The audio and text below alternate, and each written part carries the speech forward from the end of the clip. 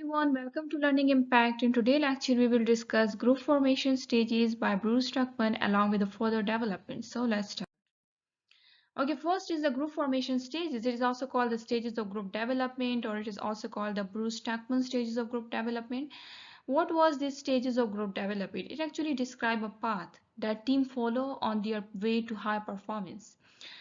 Bruce Tuckman was actually interesting to discover the universal pattern which every group follow to move to the high performance stage or to achieve the goal effectively. So he actually discovered some stages which according to him each team follow when they try to move to the high performance stage or they try to achieve their goals. So it actually describes a path that team follows on their way to high performance. The stages were given by the Bruce Tuckman, who was a behavior psychologist, behavior sociologist, and stages of the group development are forming, storming, norming, performing, and adjourning stage. Okay, before we go into details of the stages of the group development, first we have to look into the brief biography of who was Bruce Tuckman. He was for the first time uh, he was actually first described by the stages of group development were first described by the psychologist Bruce Tuckman in his 1965 essay, which was entitled as the developmental sequence in small group. Bruce Tuckman was an American behavior psychologist who conducted research into a theory of the group dynamics. He was actually interested to know the factors that affect the group.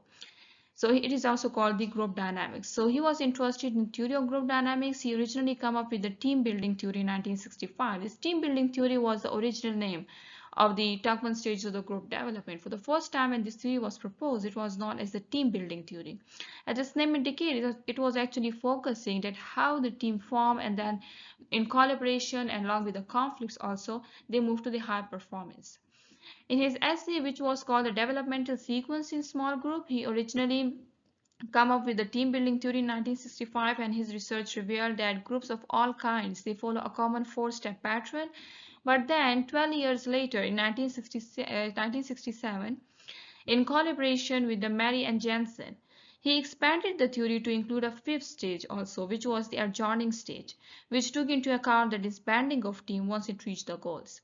So it was all about the Bruce Tuckman. And now, what are the group formation stages? For the first stage, which he described was the forming stage. Forming stage timeline, it lasts only a few days or week. It takes about few days or week to pass through the forming stage of the team. So in this case, what are the major events of forming stage? What usually happen at this stage? In this stage, mostly the team created by the project manager or the leader create a team with a clear structures, goals, directions, and role. It is the forming stage, the beginning stage. At this stage, the activity or the performance hasn't even begun. At this stage, the team it start to build. So there are some clear structures, goals, directions, and roles which they try to form. And they define the team. They define that what is actually the vision of team, who will be involved, what is the structure, how many male, female, what is the staff, what kind of hierarchy will be there in the team. And then the members review their role from individualistic perspective, means that they are at this stage there is not enough collaboration built that people, every individual, they actually look at their role from the individualistic perspective, not from the collective effectiveness of the teamwork. And there was also the tentative exploration of the roles and responsibilities. The roles which they have assigned is just tentative. It's not something final, final roles and responsibilities. It can be changed. So at this stage, they actually form a kind of sketch of the roles and responsibilities, the structure of the team, and how also they also assume the rough perspective of how the individual they view their performance in a team, and also create a team with a clear structure, goals, and directions. And team members, they are mostly asking such questions at this stage, that what does the team offer me, what is expectation of me, or will I fit in? Because at this stage there is high uncertainty. Individual, they are not sure about the expectation which is associated with them from by the team, and also they are not sure about even their own roles in team. So there is also a wave of anxious or curiosity, and the individuals are at the same time they're excited to get started. And introduction of the team members. At this stage, the team members are then introduced, that who will be involved in this project and what will be their roles.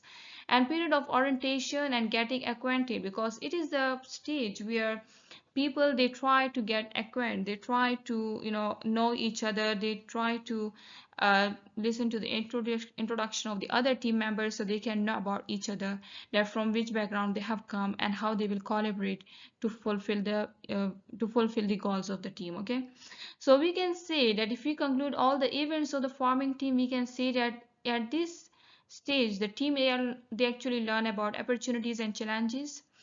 They are just getting to know each other and the uncertainty is high. We can say the principal work for the team during this phase is to create a team with a clear structure, goals, directions, and roles, so that member, they can build trust. And also much of the team's energy is focused on defining the team. So that's why the task accomplishment, it may be relatively low. So we can say that the performance is at the lowest, because at this stage the main focus is to define the team members, to define the team vision. They do not focus on accomplishment of task, because the task accomplishment hasn't even begun at this stage. And also each team members, they see their role from the perspective of individual performance. So individual members, they tend to be behave differently to one another, as the group doesn't accomplish much during this stage. And also it is a crucial time for to learn the aspects of the conflict resolution, to learn about communication, that how will these individuals, they introduce each other, and also group decision making. They tend to know about how to make decision, and this skill will actually help them in the later stages.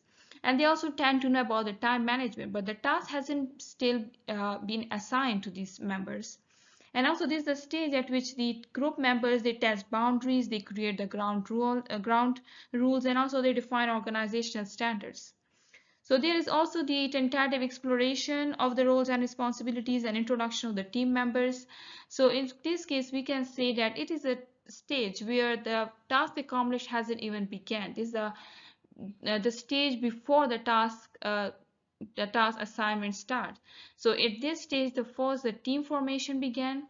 That's why it is called the forming stage, because at this stage the team formation began. The team members, they are then recruited to a team. It is decided that who will be included in this project, and also the team members, they actually introduce each other, and they also do introduction of themselves to each other, and that's why the uncertainty is high, and the feelings, and that they are also anxious, curious, and excited to get started at what will be next in this project. Okay, then the second is a storming stage. Storming stage, it lasts 1 to 2 months. It is, as compared to the forming stage, it takes more time. And the events of the storming stage is a stage where the conflicts arise, because once the team members, they do introduction of themselves to each other, there might be some differences, disagreements with each other. So that's why you can say that storming stage is a stage where the conflicts and collaborations both are at high, because they try to resolve the conflicts by decision making and by the good management process. So the first thing is the collaborations, and the conflicts arise among the members of the individual of the team. Okay, so it is considered the most difficult and the critical stage to pass through. There is a collaborations and conflicts arise, which actually they try to resolve with the problem solving policies. And there is also, it also marked by the competition. It's marked by conflict and also by competition, because the individual personalities, they tend to emerge. As we discussed, that the concept of the teamwork hasn't been hasn't begun till the storming stage. Every individual, they tend to view their performance from the individualistic perspective. That's why there is also a competition that exists between them, and this competition sometimes leads to the conflict. And there is also, it might be possible that some subgroups and clique may try to form, because teams, they can get bogged down in this stage. Subgroups and cliques may form around these strong personalities on areas of agreement. It might be that some individuals who have the shared interests, the shared background, they try to form their subgroup within a larger group of team, of project team. So in this case, the formation of the subgroups, which actually leads to the decrease in the effectiveness and the performance of the group team. Then the team performance, it decreases because there is a conflict, there is a competition. Every individual, they try to make their own personalities dominant in a team. So that's why the team performance, it become decreases. It is considered less polite than the forming stage, because in forming stage there was no concept of conflict, because the team members, they were not knowing about each other. But at storming stage there is a concept of conflict. That's why it is considered less polar, because members, they have come to know each other, and now they are trying to dominate each other's personality. They are trying to move forward than other. They are in competition with each other. That's why it is considered less polite. And there is also the task related skills and the conflict management skills, which needs to develop at this stage. Okay, so at this stage is actually a team may need to develop both the task related skills and also the the group process and the conflict management skill, because they will also now try to start to assign tasks to the members. So they need to develop the task related skills also, and also the conflict management skills. As the conflicts arise, so they have to resolve it. That's why it is considered a very crucial stage, because at this stage one has to look at these task related skills also, but also the conflicts also. Here is also then the redefinition of the team goals. The team vision, which has been defined at the forming stage, will now be redefined. And now this redefinition will help them to know better about what the team expects from the team members. So we can say that the power struggles and the challenges to authority. It might be that there is the power struggles happen because still at this stage the leader hasn't been decided. So it might be that as people, they are in competition, so everyone will try to hold the highest position in a team. So there will be a power struggle and also the challenges.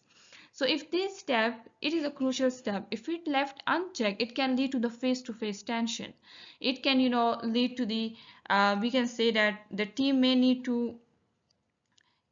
may get bogged down in this stage, because failure to address conflicts, it may result in the long-term process. Members must work to overcome the obstacles, and they must accept the individual differences and to work through conflicting ideas on team tasks and goals. Okay, so at the last, if we want to conclude this step, the conflicts emerge as different ideas and approach clash.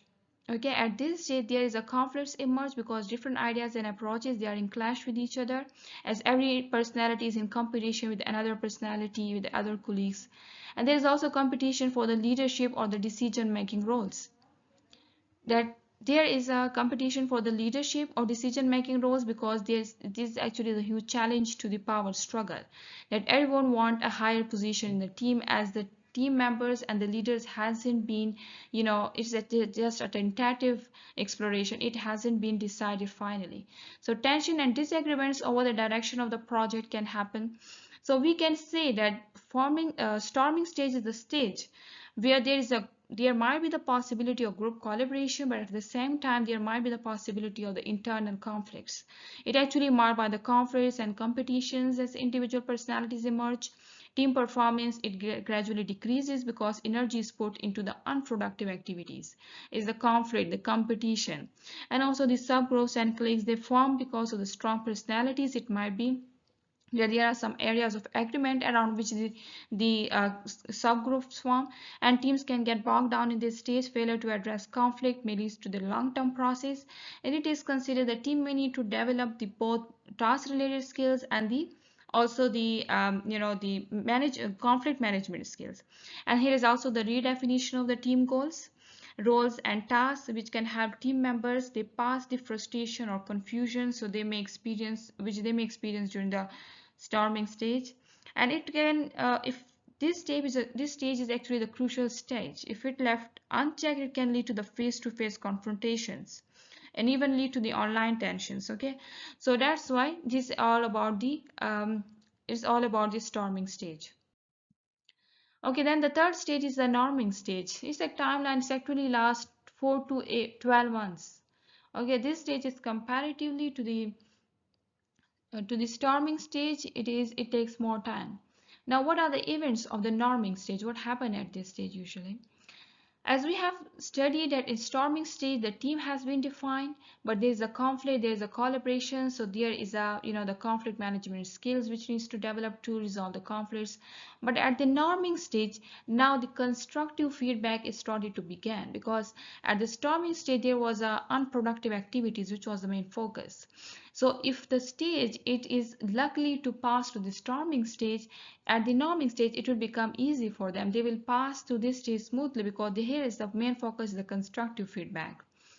Now the consensus is tried to develop, because at the storming stage the conflicts have been resolved. So at norming stage there will be the more consensus of the team members around the different decisions and the task, and there is some degree of the unity emerged. People, they try to view each other now as a team. They started to view each other as a team as compared to view their individual performance. Now this stage is marked by the high performance. There is a constructive criticism which is welcome, because here the tolerance towards the criticism enhanced. As the team members, they tend to work each other, the conflict has been resolved. So that's why the constructive criticism is welcome, and they tend to develop their team as more they can, as compared to it means that the energy is more focused on the positive aspect. So we can say that this is actually the stage where team they starts to increase their productive activity. They become more familiar with their teamwork, and also their working style. The conflict is resolved. There's some degree of the unity emerge. Consensus develop. Consensus develop around who the leader will be, who the leader are. The consensus develop around this stage, and also the consensus develop around it, the individual members' roles. Okay, that what will be the role of each individual in a project team. This was actually the main challenge. The who the leader will be and the individual members' role was the main reason behind the power struggle in the storming stage. So in norming stage, this consensus developed around these aspects. Now there's the high performance. As members, they learn to cooperate and began to focus on their team goals. So there is a high performance now. There's also a sense of cohesion and unity emerge. And constructive criticism is welcome. It's both possible and welcome. Okay. Then the other events include establish the team practices, that what will be actually the involved in a team practice and the role of team.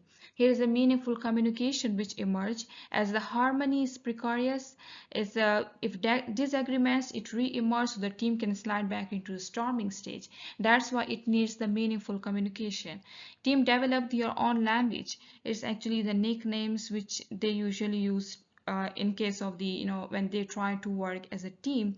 So in this case it actually leads to the formation of their own language, which includes the nicknames or other inside jokes which actually smoothen the environment.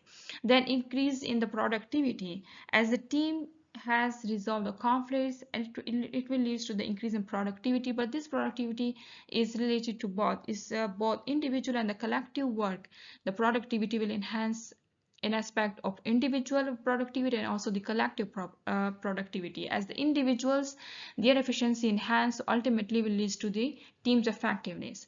So we can conclude this step in these four stages, that the major events at this stage is the agreement on a common goals and objectives, the development of the group cohesion, and also the establishment of norms and rules for communication and decision making, and the clarification of roles and responsibilities, which is leading to the increased collaboration. Means that the confusion actually get dissolved. There is a constructive feedback, there is a conflict resolved, the unity emerge, the consensus develop, the high performance occur, also the harmony is precarious, and also set more flexible and inclusive norms and expectations.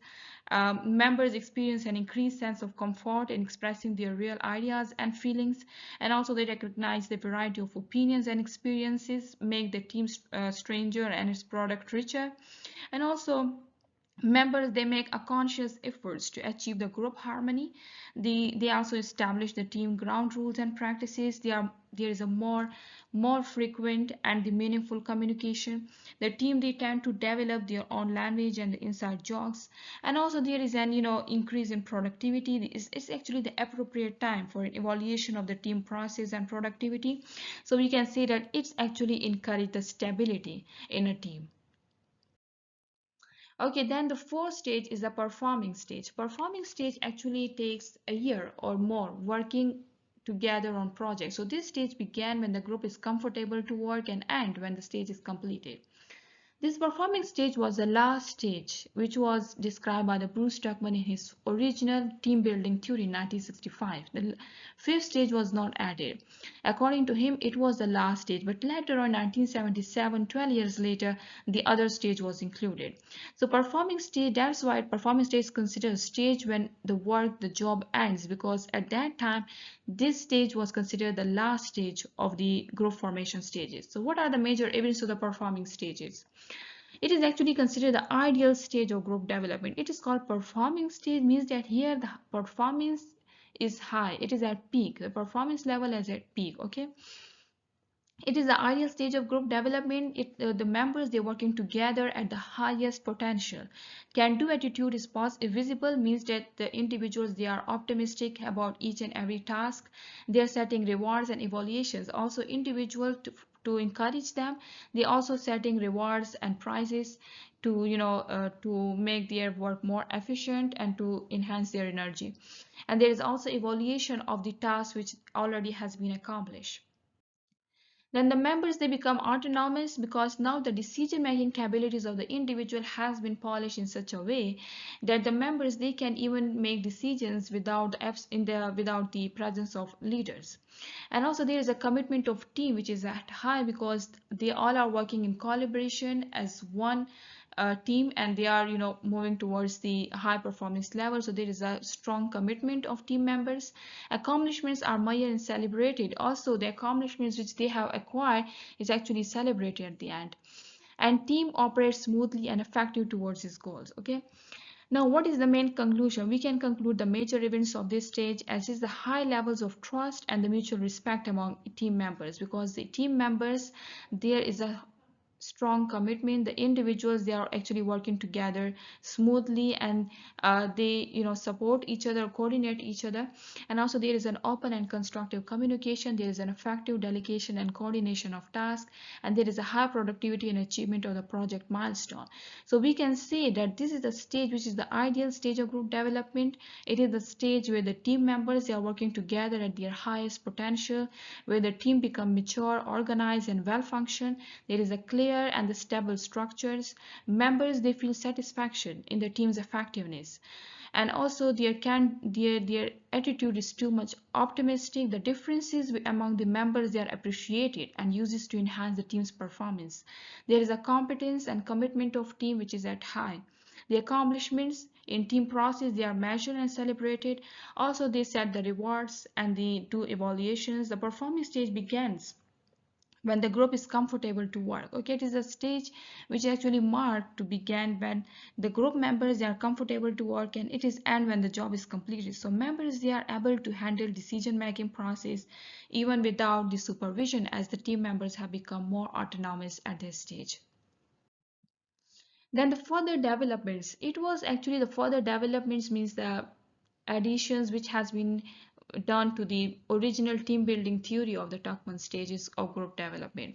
So this is a stage which was the adjourning stage, also called the morning stage, which was not included in the original team building theory, was then added in 1977. It was then added, and when the Tuckman, he, in collaboration with the Mary and Jansen, added a fifth stage to the fourth stage, which was the adjourning stage, also called the morning stage. Okay. Now, what is it? Why there was a need to add the fifth stage to this? Because according to Tuckman and Mary and Jansen, adjourning stage is a small morning period. It was actually a small period which, according to them, is called the morning stage, because at this stage the team disband and the members, they assigned to another team. So the time they have spent together, they actually go to the small morning period because they have been separated and the team has been disbanded. That's why it is called the morning period. So that is a termination process, the uncertainty about the future responsibility. As the project has been completed, so now the members, the team has been disbanded. That's why there is uncertainty that what will be the role of these members in future and what kind of project will they now join later. So there is a completion of deliverables. Deliverables refers to the outcomes. So the outcomes of the project has been delivered.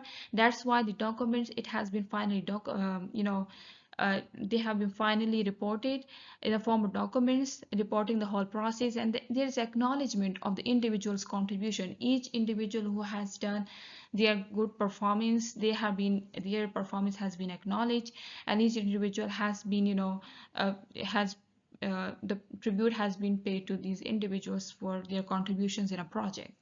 So we can conclude this phase as is a celebration. Here is a celebration of the project completion achievements, reflection on success and challenges faced, the farewell activities and the expression of gratitude, and also the transition of the team members to new projects or roles. We can see that at the performing stage that the project has been completed, but at this stage there is a final documentation, the reporting of the process, there is a acknowledgement, celebrations. So also the individuals reassigning to the other project. This is actually a small mourning or the termination phase. So we can see that the final stage which a team will go through, if a team is disbanded or a project is over, so team members who work together, it will go into a small mourning period. That's what is called mourning period. Once the team goals has been achieved, it's wrapping up the final task and documenting the efforts and result. As the workload is diminished, so individual members, they may be reassigned to other team and the team disband. So there may be regret as the team ends. So a ceremonial acknowledgement of the work and the success of the team, it can be helpful. Also, it is in ending. It is also called the ending phase or the termination process.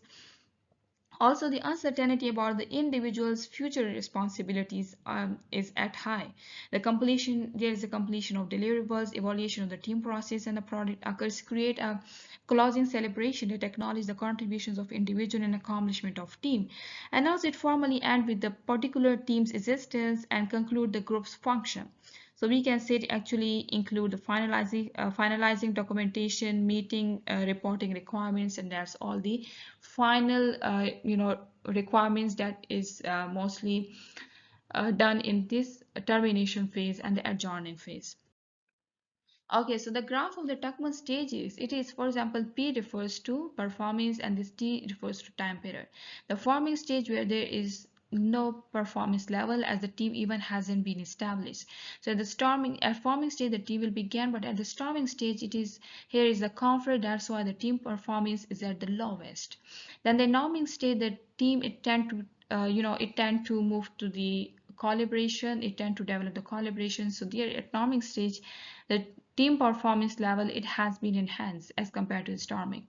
Now at the performance the ideal state, that's what is at peak, that it is the ideal stage of performance where there is a constructive activity which is the main focus, and then adjourning phase it then moves to the small mourning phase. It is actually the graph of the Tuckman stages. Okay, then the further developments also include the White-Fairhurst TPR model. TPR stands for transforming, performing, and reforming. This model, which was presented by the White-Fairhurst, is actually some modification to the Tuckman stages of growth development. It simplified the sequence of Tuckman. And how they simplified this, forming, storming, and norming stage was labeled as a transforming phase, and the performing phase was labeled as reforming. As I can show you a graph that how they simplify this.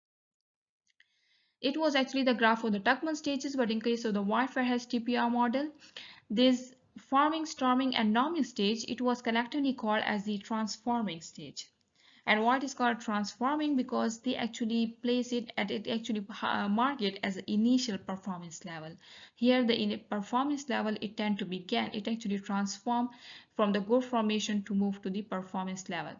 And then at the reforming level, which is the performance level was then renamed as the new reforming level.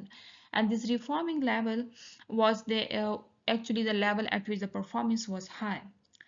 And then there was then the adjourning phase. So it was actually just the simplification of the stages of the Tuckman, that how they actually form label the forming, storming, and norming as a transforming stage, the performing as a reforming stage, and then adjourning phase. So that this T was actually considered as the initial performance level, then there was a high performance level, and then the adjourning phase. It is actually the simplified form of the Tuckman stages of group development.